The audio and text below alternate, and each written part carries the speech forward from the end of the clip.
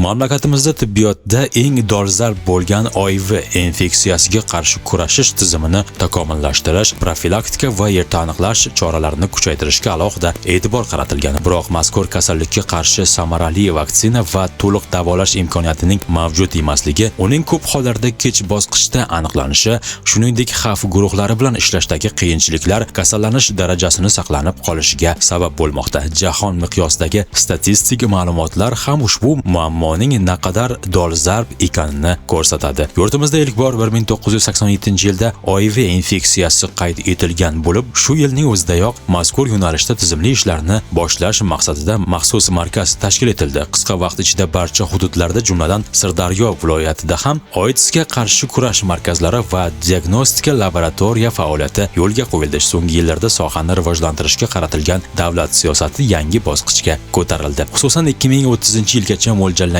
95-95-95 strategiyasi doirasida OIV infeksiyasiga chalingan shaxslarning aksariyatini aniqlash, davolash va virus yuklamasini nazoratga olish vazifasi belgilangan. Bu esa nafaqat tibbiyot, balki ijtimoiy barqarorlikni ta'minlashda ham muhim omil hisoblanadi. Sirdaryo viloyati OIDSga qarshi kurashish markazi tomonidan ushbu vazifalar ijrosini ta'minlash borasida keng ko'lamli ishlar amalga oshirilmoqda. Markazning moddiy texnik bazasi mustahkamlanib, zamonaviy tibbiy uskunalar bilan jihozlanmoqda. Ayniqsa, mobil laboratoriya kompleksi joriy etilishi olis hududlarda yashovchi aholiga tibbiy xizmatlarni yaqinlashtirish imkonini berdi. Bugungi kunda mazkur mobil laboratoriya orqali aholi o'rtasida OIV infeksiyasi, virusli gepatit B va C, shuningdek boshqa yuqumli kasalliklarni erta aniqlash, bepul tekshiruvlar o'tkazish va tibbiy maslahatlar berish yo'lga qo'yilgan. Prezidentimizning sohaga oid qaror va farmonlarida aholimiz o'rtasida OIV kasalligini erta aniqlash, davolash ishlari sifatini oshirish, markaz va uning tumanlararo laboratoriyalarning moddiy texnika bazasini rivojlantirish maqsadida bir qancha vazifalar belgilab berilgan. Ushbu yo'nalishda mana hozirgi paytda markaz asosiy binosida kapital ta'mirlash ishlari boshlangan. Bu yaqin kunlarda o'z nihoyasiga yetadi.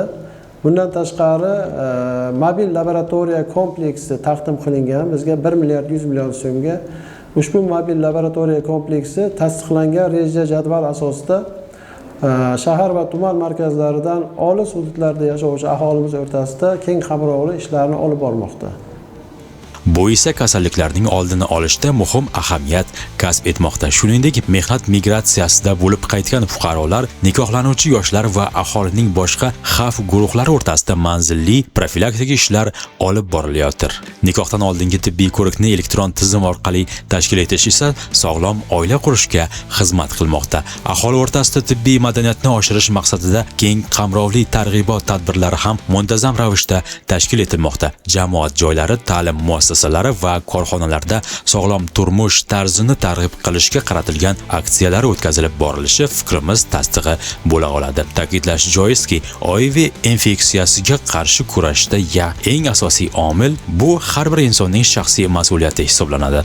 Salomatlikka e'tiborli bo'lish, profilaktik tekshiruvlardan o'z vaqtida o'tish, sog'lom turmush tarziga amal qilish bu nafaqat shaxsiy, balki jamiyat oldidagi burchdir. Zero OIV infeksiyasiga qarshi kurash faqat tibbiyot xodimlarining emas, balki butun jamiyatning umumiy vazifasidir.